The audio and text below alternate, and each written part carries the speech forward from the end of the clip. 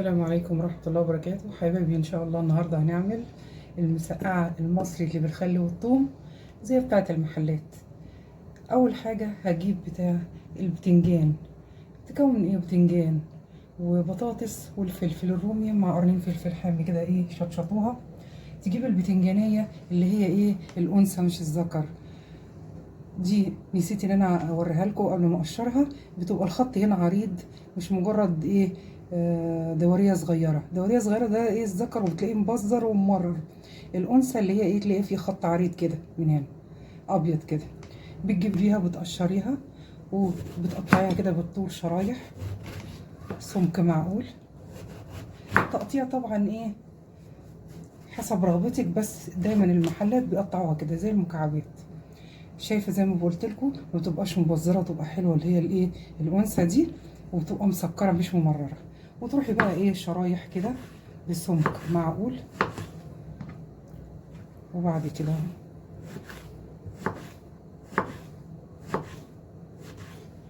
بالطريقه ديت، وابقى مجهزه بوله فيها ميه ومدوبه فيها معلقتين ملح.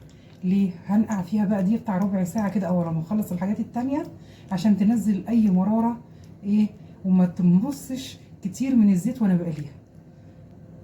هكمل بقى بقيه البتنجان بالشكل ده، وبعدين نكمل خطواتنا. دلوقتي حبايبي بعد ما حطيتهم في الميه كده، بنزل عليهم بطبقه او حاجه تقيله علشان ايه، تبقى نازله جوه الميه. واسيبها بقى لما بقى اكمل بقيه الحاجه تكون نزلت مرارتها ايه في قلب الميه بملح، ميه عاديه من الحنفيه.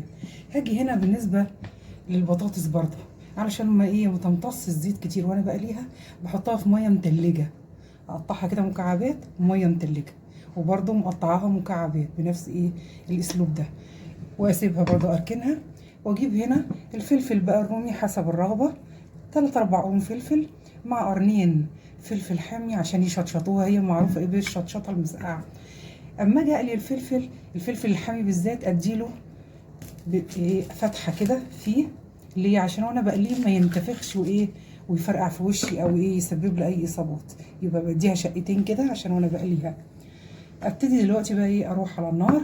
اول حاجه هبتدي اقليها اللي هي الفلفل، هنزل بقرن الفلفل الحامي، وبعد كده الفلفل الرومي بالتدريج، بعديها البطاطس، اخر حاجه البتنجان، عشان كده انا عملته في الاول وسبته. وبعد كده نشوف هنعمل ايه. يلا بينا نروح نقلي الحاجات دي. نجيب حبايبي طاسه كده فيها زيت على النار، وانزل اول حاجه زي ما قلت لكم بقرنين الفلفل الحامي، يا دوبك بس ايه يغير لونه واشيله على طول.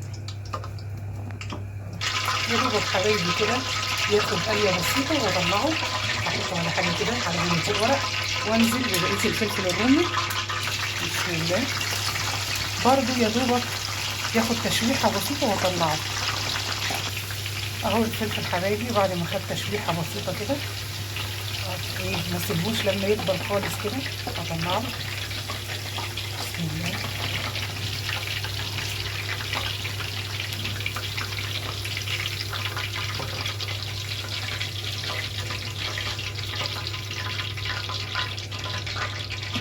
بعد كده انزل تاني حاجه زي ما قلت لكم، بصفي البطاطس من الميه المتلج وانزلها كده على طول. بسم الله. ليه؟ عشان تفضل مقرمشه وليها قوام كده، وعشان كمان ما تسودش على ما اخلص حاجتي. هسيبها بقى تاخد لها تشويحه، يعني تبقى ايه، بسيط كده، وبرده تصفر كده، تاخد لون جميل، واروح مطلعها. ودلوقتي حبايبي البطاطس يا دوبك تتشمع كده وتبقى تصفر على بسيط كده، ما سيبهاش تتحمر يعني.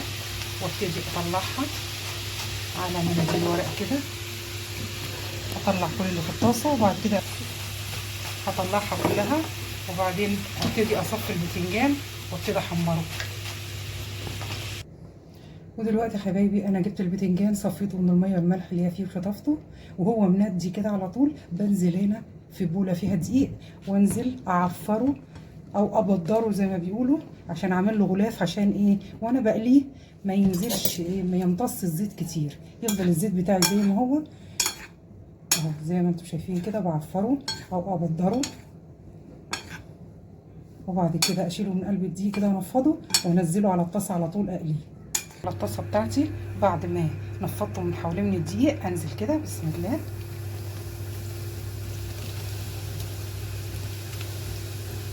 الحركه اللي احنا عملناها دي مش هتخليه الزيت او البتنجان يمتص الزيت بكميات، يتقلي ويبقى مقرمش.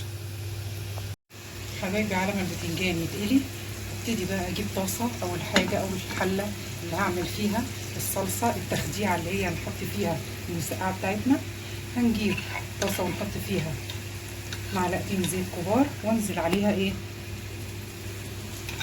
بنص راس توم كده حلوه عشان هنعمل الطشه اللي هي بالخل والثوم. وانزل فيها كده التومه وابتدي اشوح فيها اصفر يعني ما تتحرقش، تطلع ريحه الثوم. هبتدي انزل عليها بربع فنجان ايه من الخل شويه، احط فيها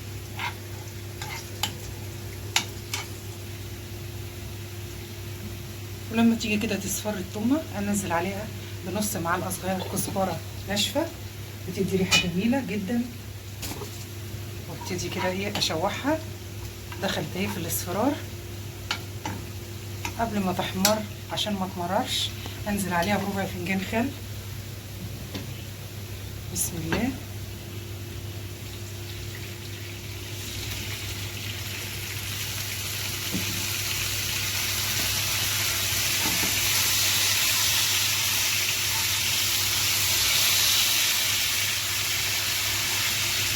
الخل كده بياخد غلوه انزل عليها بمعلقتين صلصه كبار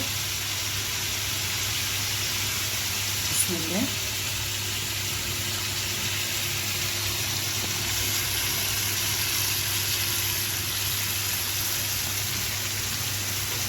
وادي تشويحه للصلصه بتاعتي قبل ما انزل طماطم حوالي كيلو الا ربع من الطماطم المبشوره. ما بضربهاش في الخلاط لان مش عايزاها مهريه خالص الطماطم، انا عايزه الطماطم احس بيها بيوريه كده. وهنزل بقى بمعلقه سكر صغيره عشان الحموضه.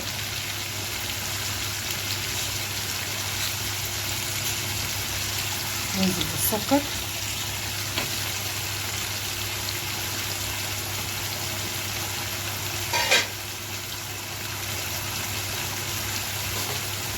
واقلب تقليبه كده حلوه الحاجه ريحتها طلعت جميله. انزل بقى بالطماطم. الطماطم زي ما قلت لكم بشراها بسم الله.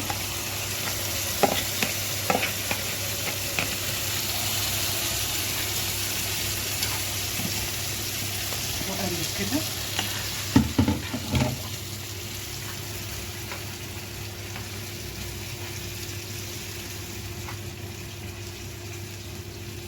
وانزل بعد كده بفلفل اسمر، معلقه فلفل اسمر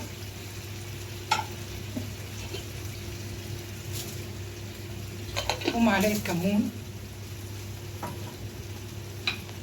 ومعلقه صغيره كمون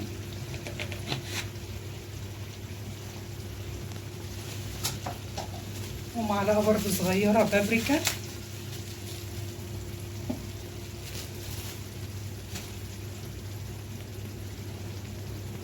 وبرضو انزل بتاع معلقه كبيره بس ممسوحه من الملح. واسيب حاجتي بقى ايه تتسبك كده كويس مع نفسها، اغطيها واكمل بقى اقلي ايه بقيه البتنجان. ودلوقتي يا حبايبي شفتوا البتنجان جميل ومقرمش والزيت زي ما هو بيمتص الزيت لان ايه معفره بالدقيق، واطلعه بايه بدرجه اللون ده. على برضو على حاجه فيها مناديل ورق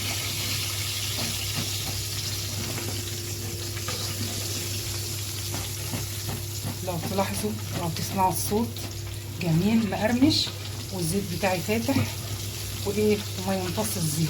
البتنجان يا دوبك ايه ياخد تحميره من غير ما يكون ايه واخد زيت كتير. اكمل بقيه الحقيقه القلي وبعدين نشوف النتيجه في النهايه. دلوقتي يا حبايبي اهي الصلصه بتاعتي اتسبكت وريحتها جميله جدا. حطيت لها كمان معلقه شطه مليانه اللي عايز طبعا الحاجه مشطشطه، وهي اصلا المسقعه بتتميز بانها ايه، بتكون مشطشطه. ابتدي بقى ايه اطلع بيها كده من على النار، واجي هنا على الحاجه اللي انا هحط فيها المسقعه بتاعتي. حطيت البتنجان والفلفل والبطاطس فوق بعضيهم كده، وعلى الوش قرنين الفلفل الحامين، واروح نازله بقى ايه بسم الله. لو تلاحظوا مركزه ازاي، ما يبقاش فيها ميه كتير، عشان كده انا عملت الطماطم مبشوره. هنزلها كلها كده واوزعها كويس. انا طبعا البايركس دوت هدخله الفرن، انت ممكن تكملي بقيه خطواتك على البوتاجاز عادي، بس انا بحب اخد التشميعه بتاعه الفرن، بتدي ريحه وطعم مختلفين. دلوقتي حبايبي اهي زي ما انتم شايفين طلعت من الفرن، ما خدتش تلت ساعه، جميله جدا. حاجه كده محتفظه بالقوام بتاعها، جميله ازاي، مش غرقانه في الصوص الاحمر والصلصه فتحسي ان انت ايه بتجزي منها، لا تحسي جميله. تغمسي تاكليها بالعيش بألف هنا وشفا، زي بتاعه المحلات واطعم، لانك عاملاها في البيت بنظافه. تاكلوها بألف هنا وشفا. دمتم بصحه وعافيه، والسلام عليكم ورحمه الله وبركاته.